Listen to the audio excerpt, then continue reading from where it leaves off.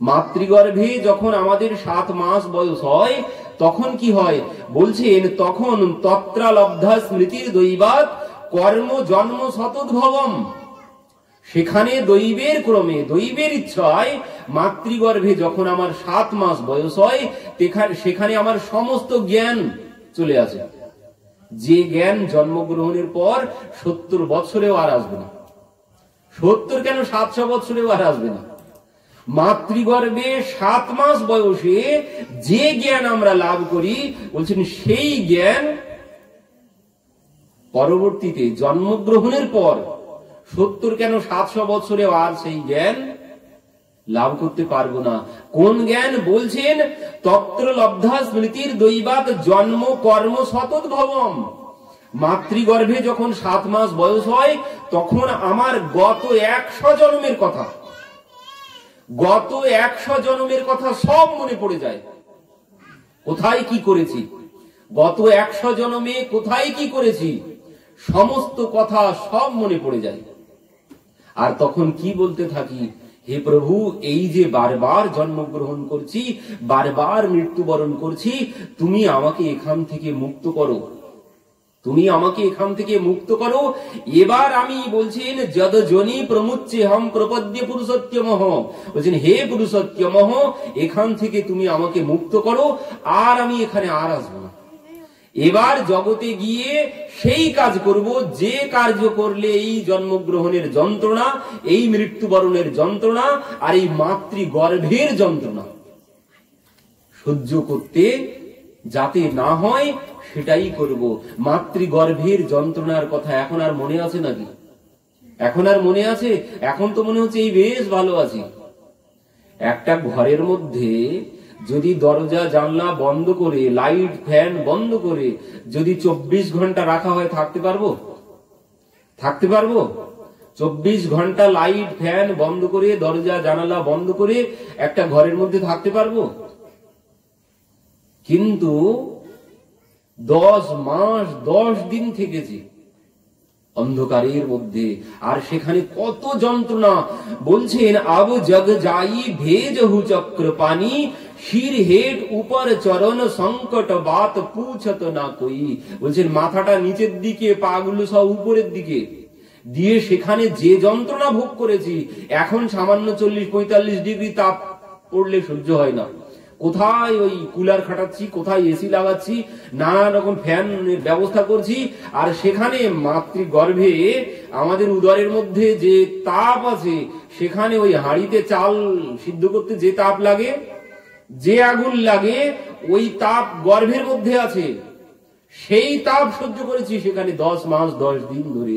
কিন্তু এখন আর কোনো কিছু মনে নেই। এখন মনে হচ্ছে তো এই বেশ ভালো আছি, বাড়ি গাড়ি অর্থ সম্পদ পেয়ে এখন হইয়া মায়ার দাস, করি নানা অভিলাষ, তোমার স্মরণ গেল দূরে। এখন যে বলে এসেছিলাম, প্রভু তুমি এখান থেকে আমাকে মুক্ত করো, আর এই কাজ করব না, যাতে আর এখানে না আসতে হয়, তাই করবো এবার গিয়ে। কিন্তু সেসব কথা কয়জন আর মনে আছে? সব ভুলে গিয়েছি।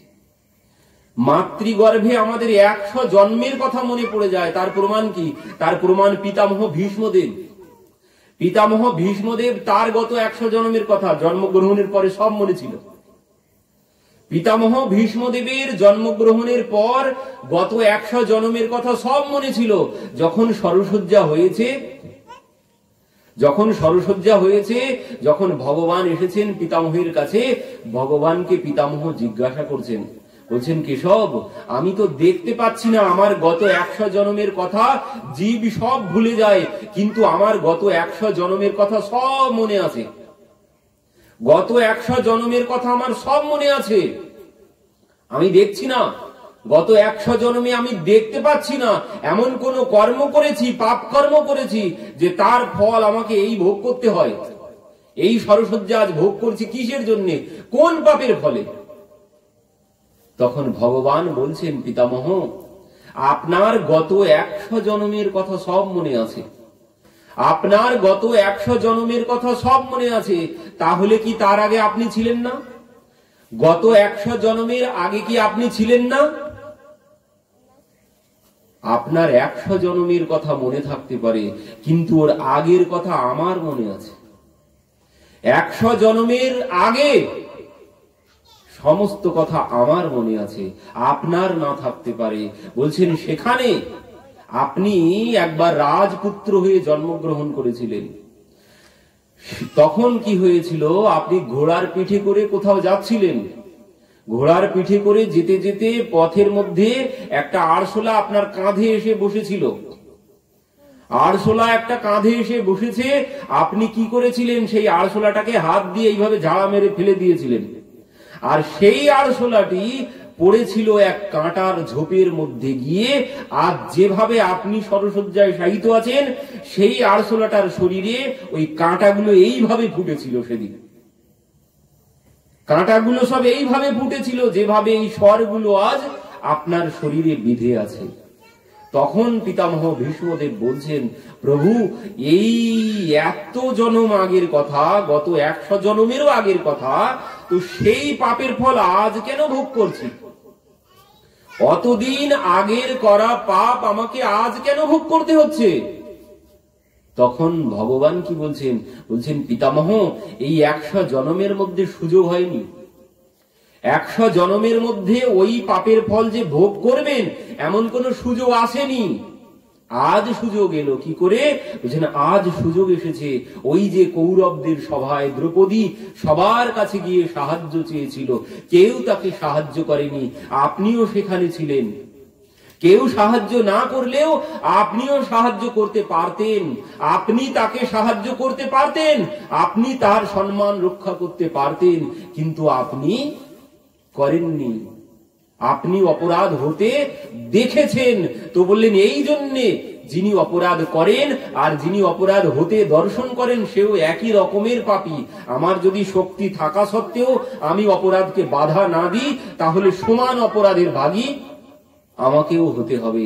তো বললেন ওই যে গত জন্মের পাপ, গত 100 জন্মের আগের পাপ, আর এই জন্মের ওই যে দ্রৌপদীর চোখের জল, এক এক ফোঁটা চোখের জল এক এক স্বর হয়ে পরিণত হয়েছে। তো গত 100 জন্মের কথা পিতামহ ভীষ্মদেবের মনে ছিল, কিন্তু আমাদের আর কারো মনে নেই। কেন? বলছেন আমরা এখন ওই মায়ার দাস হয়ে গেছি। জন্মগ্রহণের সাথে সাথে কি হয়েছে, এই মা, এই বাবা, এই ঠাকুর দাদা, এই ঠাকুরমা, এই যে নানান রকম এই পরিবেশের মধ্যে মায়ার মধ্যে পড়ে গেছি। পড়ে গিয়ে এখন আর আমার আমি যে কে, আমি যে কোথার থেকে এসেছি, আমি যে কেন এসেছি, আমাকে কোথায় যেতে হবে, সে সমস্ত কোনো কিছুই এখন আর মনে নেই।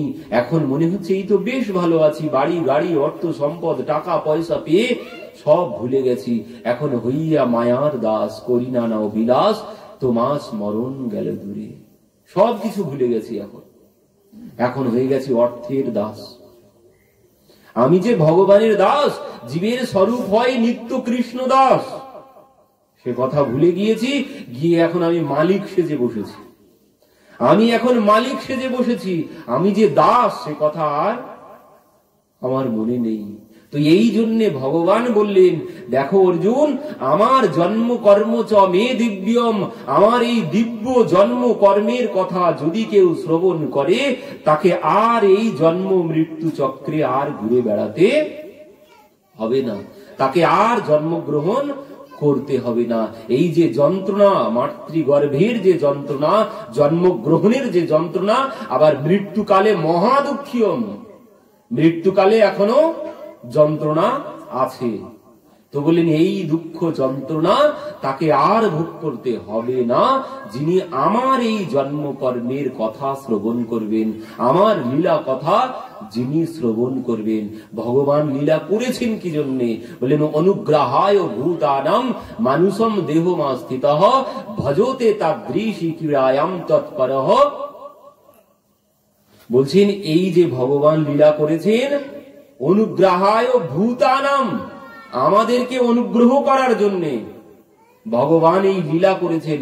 যদি ওই লীলা কথা শ্রবণ কীর্তন স্মরণ করতে থাকি, তাহলে আমাকে আর এই জন্মগ্রহণ, এই যে বারবার মৃত্যুবরণ, এই যন্ত্রণা আর ভোগ করতে হবে না।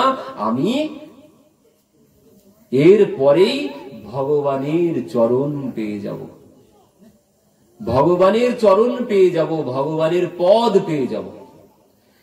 মৃত্যুর পর আমি ভগবানের পদ লাভ করব। আর এই এমনই পদ একবার পেলে আর হারানোর কোনো ভয় নেই। এই পদ, ভগবানের যে পদ বলছেন, এই পদ যদি একবার লাভ করা যায়, ওই পদ আর হারানোর কোনো ভয় নেই। জগতের যত পদ আছে সব হারিয়ে যাবে, কোনো গ্যারান্টি নেই। মাস্টারি পদ পেয়েও হারিয়ে গেল, কোনো গ্যারান্টি নেই। সরকারি মাস্টারি পদ পেয়েও হারিয়ে গেছে। তো জগতে যত রকমের পদ আছে, জগতে যত রকমের পদ আছে সব পদ হারিয়ে যাবে। এ পদ একটাও চিরদিন থাকবে না। কিন্তু ভগবানের যে পদ বলেন, এই পদ যদি কেউ একবার পেয়ে যায়, বলেন ওই পদ তোমাকে আর হারানোর কোনো ভয় নেই। একবার পেলে আর হারাতে হবে না তোমাকে। তো ওই পদ পাওয়া যাবে কখন? বলেন ওই পদ পাওয়া যাবে তখন অর্জুনকে ভগবান বলছেন, দেখো অর্জুন বলছেন, প্রভু তোমার কথায় মন তো বসে না। ভগবানের কথায় মন বসে নাকি? অর্জুন বলছেন যে প্রভু তোমার কথায় তো মন বসে না, কি সব তোমার কথায় মন বসে না। সংসারের কথায় যেমন মন বসে, তোমার কথায় মন বসে না, মন দেওয়া যায় না। ভগবান তার জন্য কি বলছেন? ভগবান বলছেন, দেখো অভ্যাসেন তু কৌন্তেয় বৈরাগ্যেন চ গৃহ্যতে। অভ্যাসেন তু কৌন্তেয় বলছেন অভ্যাস করতে হবে, আর বৈরাগ্যেন চ গৃহ্যতে। শর্ত হচ্ছে এই দুইটি। একটি হচ্ছে অভ্যাস, এই কথা শ্রবণ করতে হবে, বারবার শ্রবণ করতে হবে, বারবার। সদা সেব্যম সদা সেব্যম, শ্রীমদ্ ভাগবতী বার্তা বলছেন সদা সর্বক্ষণ সেবন করতে হবে, সর্বক্ষণ সব সময় শ্রবণ করতে হবে। যেভাবে আমরা জল পান করি, যেভাবে জল পান করি বলছেন ওইভাবে এই কথা শ্রবণ করতে হবে। আমরা ভোজন দিনে 3 বার করতে পারি না, হয় 4 বার করতে পারি, কিন্তু জল কি 3-4 বার পান করলে চলবে? সর্বক্ষণ যদি কোথাও যাই, জলের বোতল একটা সাথে নিয়ে যাই, যাই না? যদি দূরে কোথাও যেতে হয় তো জলের বোতল একটা থলের মধ্যে করে নিয়ে যাই। কারণ কি? ওটা কখন প্রয়োজন হবে তার কোনো ঠিক নেই, কখন যে পিপাসা পাবে তার কোনো ঠিক নেই। তো এই জন্য বলছেন এই কথাকেও ঠিক অমন করে নিতে হবে, ওই জলের পিপাসার মতো। অমন যদি করে নিতে পারি তাহলে কি হবে? বলছেন তাহলে তুমি যখন মৃত্যুবরণ করবে তখন দেখবে ওই কথাই চিন্তন করতে করতে যেতে পারবে। তখন আর সংসারের কথা মনে পড়বে না, ও বাড়ি গাড়ি অর্থ সম্পদ নাতি নাতনির কথা মনে পড়বে না। আর যদি ওই বাড়ি গাড়ি এই চিন্তা করতে করতে মৃত্যুবরণ করি, আর ওটাই হয় সবার ক্ষেত্রে, মৃত্যুকালে ওটাই চিন্তা হবে। কারণ এত পরিশ্রম করে যা যা করেছি সব ছেড়ে চলে যেতে হচ্ছে, এই চিন্তা করতে করতেই সবাই মৃত্যুবরণ করে। মৃত্যুকালে বিষয়ের চিন্তা আরো বেশি করে হয়। কেন? কারণ এত পরিশ্রম করেছি, সব ছেড়ে চলে যেতে হচ্ছে। তো বললেন এর থেকে বৈরাগ্য আনতে হবে। আর কি করতে হবে?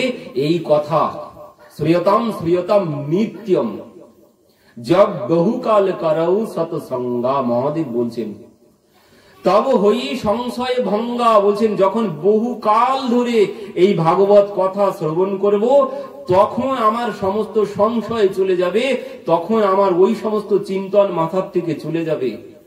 এই কথা বারবার শ্রবণ করতে হবে।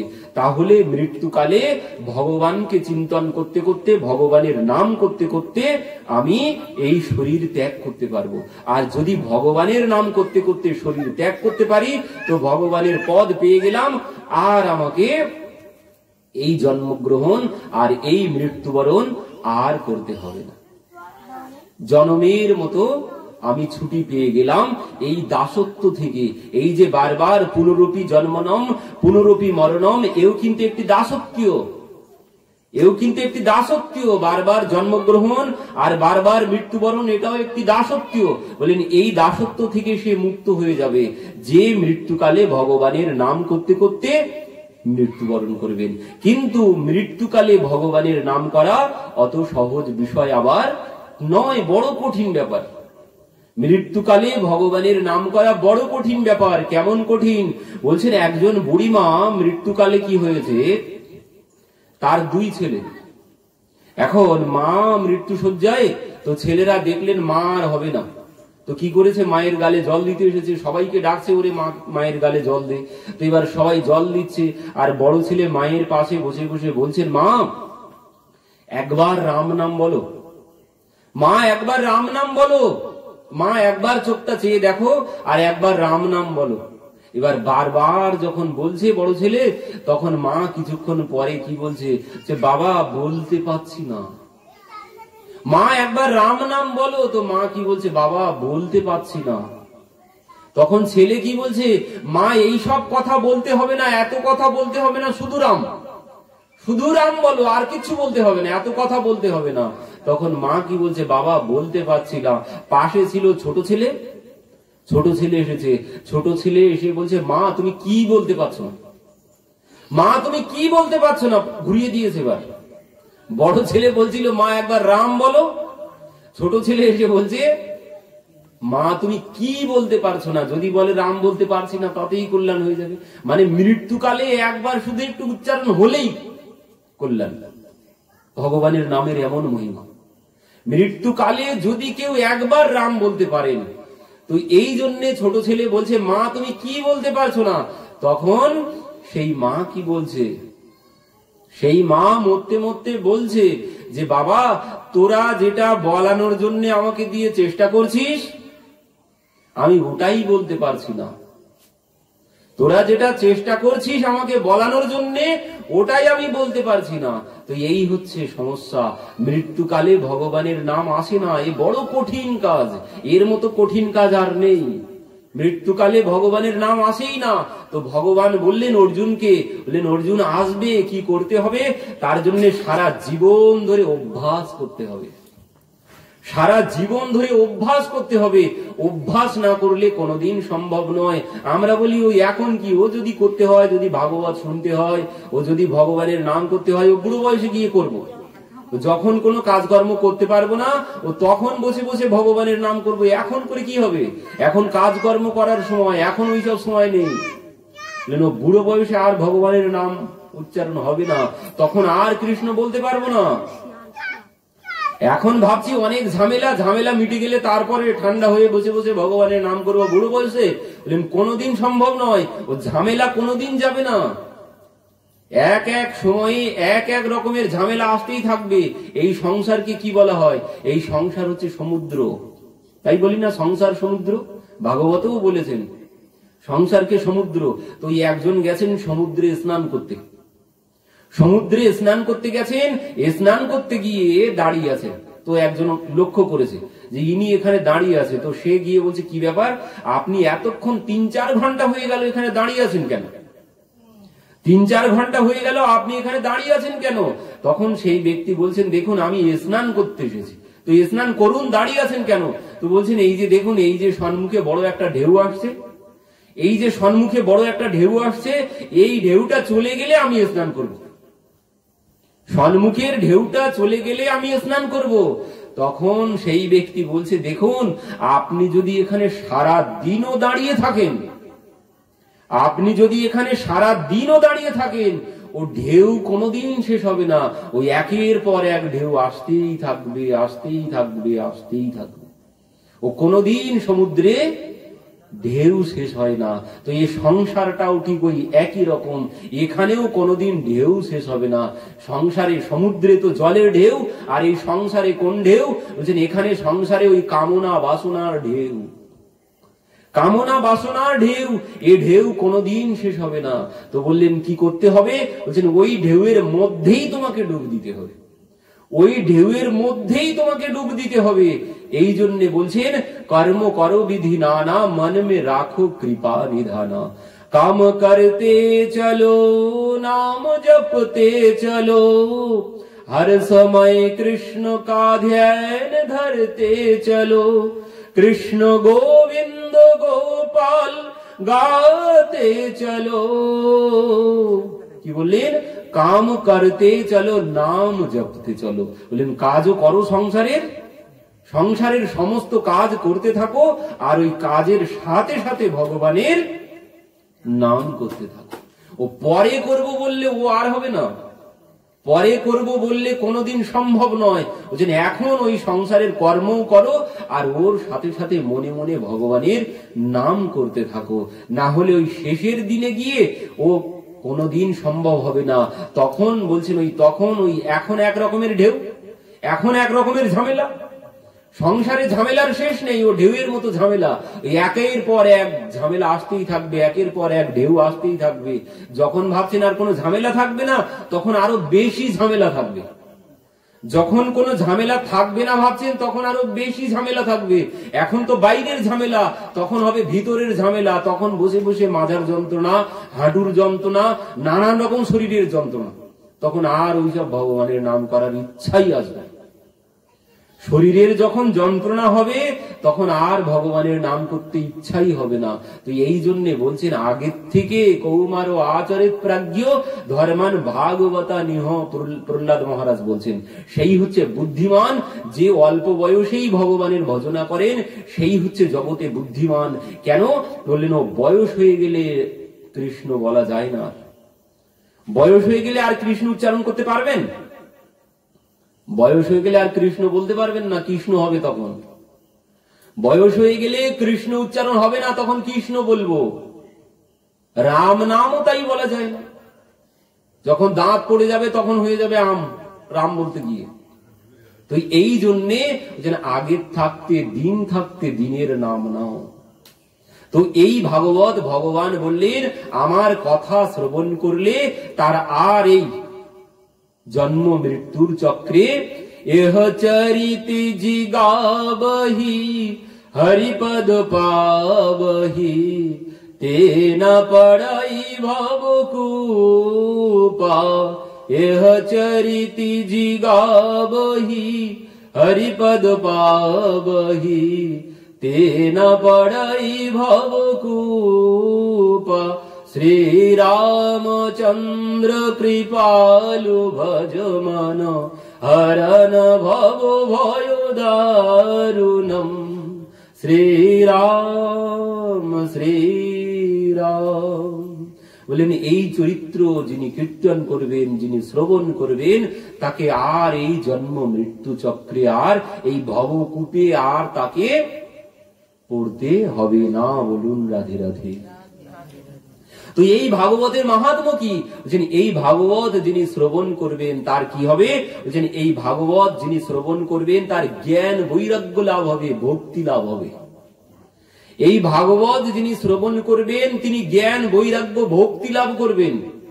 জ্ঞান জগতের পুস্তক পড়ে জ্ঞান লাভ করা যায় না। জগতের পুস্তকে যদি ওই জড়বিদ্যায় যদি জ্ঞান লাভ হতো তাহলে দেশে এত ডাকাত চোর ডাকাত হতো না।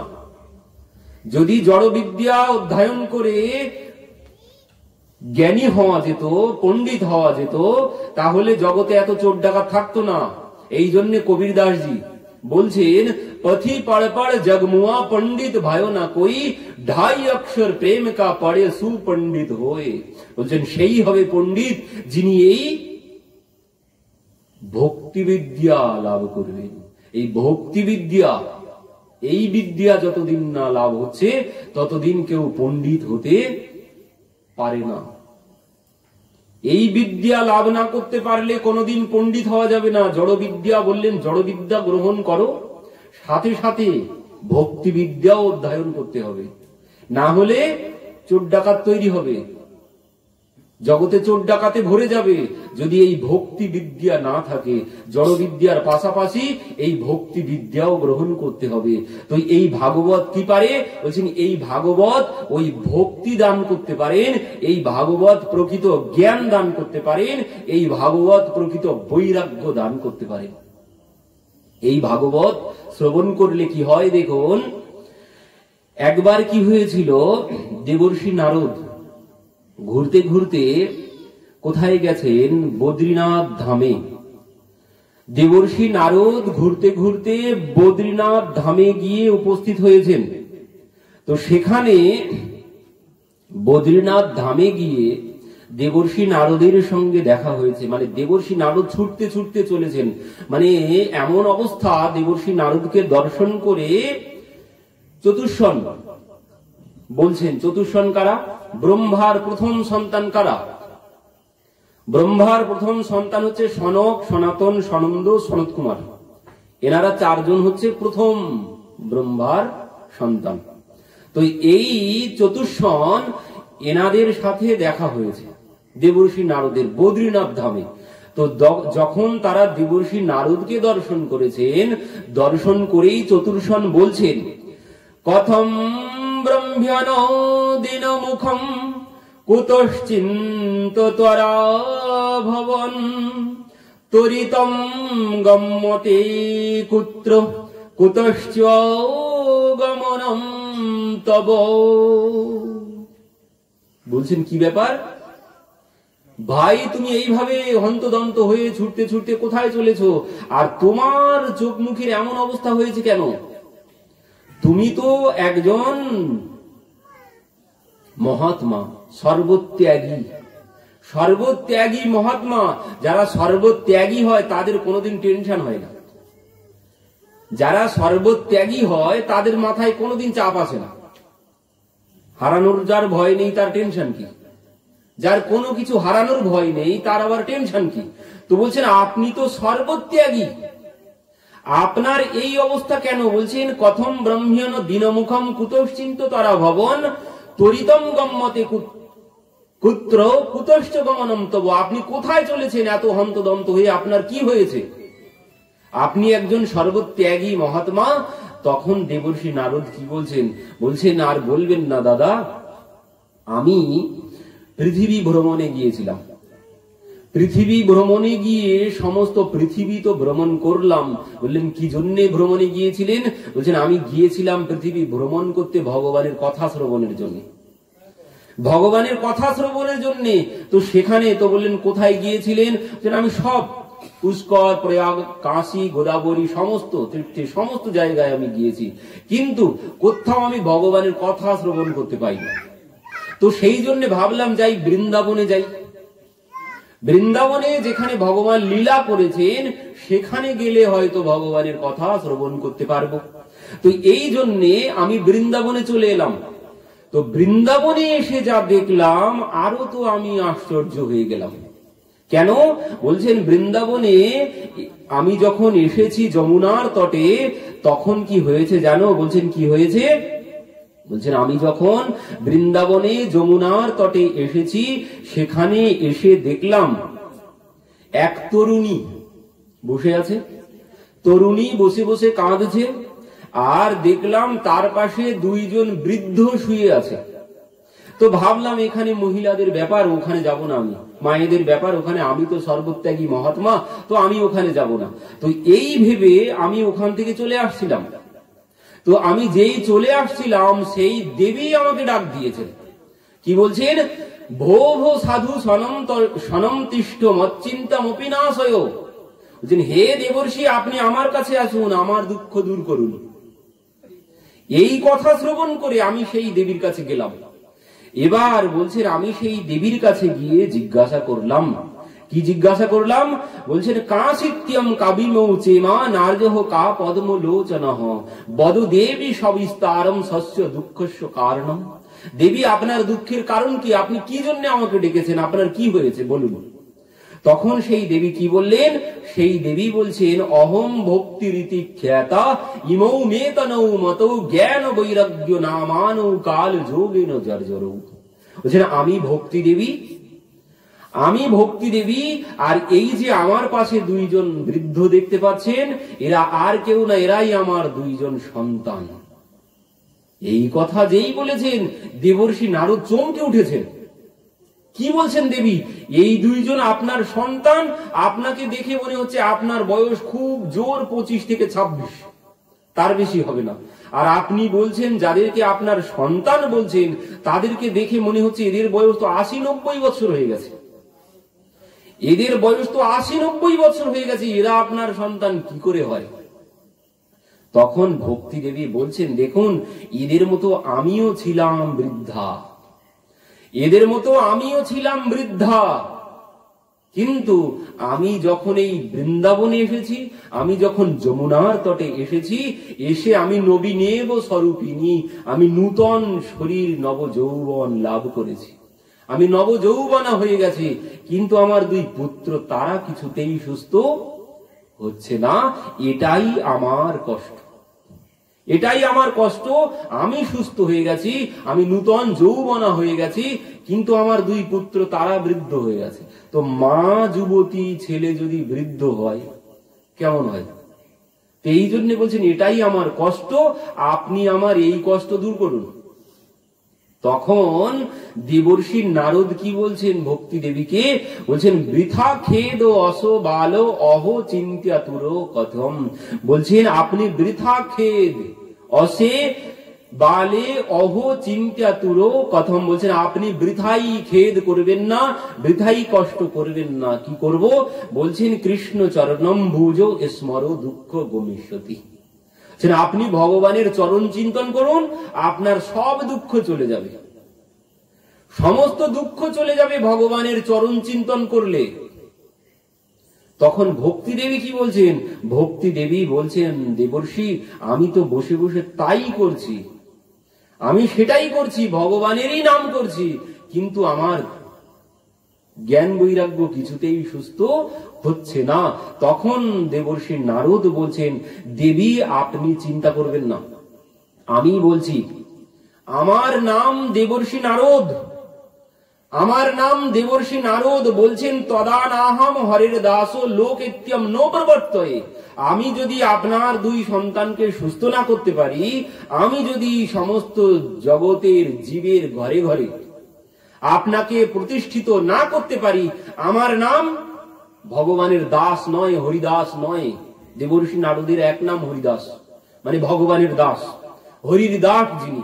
তো বলছেন তদা নাহম হরির দাস লোকেত্যম নো প্রবর্তয়ে। আমি যদি আপনাকে এই কলির জীবের ঘরে ঘরে প্রতিষ্ঠা না করতে পারি, আমার নাম হরিদাস না। তখন বলছেন দেবী আপনি চিন্তা করবেন না। তো এবার দেবর্ষি নারদ কি করেছেন? দেবর্ষি নারদ সেখানে বেদ বেদান্ত ঘোষয়শ্চ গীতা পাঠৈর মুহুর্মুহু, সেই জ্ঞান বৈরাগ্যকে সুস্থ করার জন্য বেদ বেদান্ত পাঠ করে শ্রবণ করিয়েছেন, বেদ বেদান্ত পাঠ করিয়ে শ্রবণ করেছেন। আর এই গীতা, গীতার যে 700 শ্লোক, বলছেন বারবার গীতা পাঠের মুহুর্মুহু, কতবার যে গীতা সম্পূর্ণ পাঠ করেছেন তার কোনো হিসাব নেই। কিন্তু কি হচ্ছে, ওই জ্ঞান বৈরাগ্য একটু সুস্থ হয়, আবার যেমন ঠিক তেমনই হয়ে যাচ্ছে। যখন দেখলেন যে বেদান্ত, বেদ বেদান্ত সব পাঠ করলাম, গীতা পাঠ করলাম, সুস্থ হলো না, তখন দেবর্ষি নারদ চিন্তায় পড়েছেন তাহলে আমার ঝুলিতে যত জড়িবুটি ছিল আমি তো সব প্রয়োগ করলাম, আমার ঝুলিতে যত জড়িবুটি ছিল আমি তো সব প্রয়োগ করলাম, কিন্তু জ্ঞান বৈরাগ্যকে আমি সুস্থ করতে পারলাম না। বড় মুখ করে বলেছিলাম দেবী আপনি চিন্তা করবেন না, আমি সুস্থ করে দেব, কিন্তু যখন সুস্থ হলো না, তখন দেবর্ষি নারদ খুব চিন্তায় পড়ে গেছেন। তো যখন দেবর্ষি নারদ চিন্তায় পড়েছেন, তখন আকাশবাণী হলো। কি আকাশবাণী হলো? বলছেন বম বাণী তদৈ ভুমনা ঋষে খিদ্যতামিতি উদ্যমঃ সফলস্তেয়ম ভবিষ্যতি নো সংশয়ঃ। হে দেবর্ষি আপনার উদ্যম বিফলে যাবে না, তবে আপনি জ্ঞান বৈরাগ্যকে সুস্থ করার জন্য সৎ কর্ম করুন।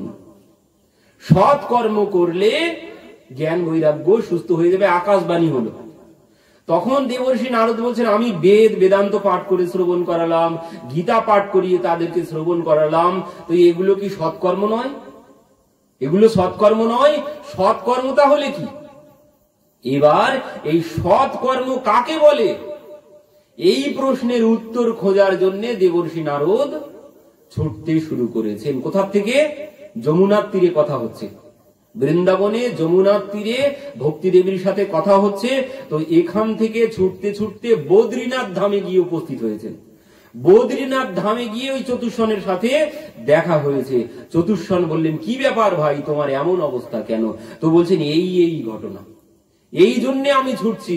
আমি বড় মুখ করে বলেছিলাম জ্ঞান বৈরাগ্যকে আমি সুস্থ করে দেব, কিন্তু আমি তাদেরকে সুস্থ করতে পারলাম না।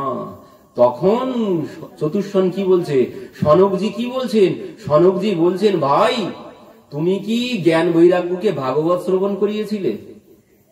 তুমি কি জ্ঞান বৈরাগ্যকে ভাগবত শ্রবণ করিয়েছিলে? তখন দেবর্ষি কি বলছেন, কেন, আমি তো বেদ বেদান্ত সব শ্রবণ করিয়েছি, বেদ বেদান্ত শ্রবণ করিয়েছি, ভাগবত তো শ্রবণ করাতে আর বাকি নেই। কেন বাকি নেই? বলছেন এই ভাগবত কি, নিগম কল্পতরুর গলিতম ফলম। নিগম মানে বেদ, বেদের পাকা ফল হচ্ছে এই ভাগবত।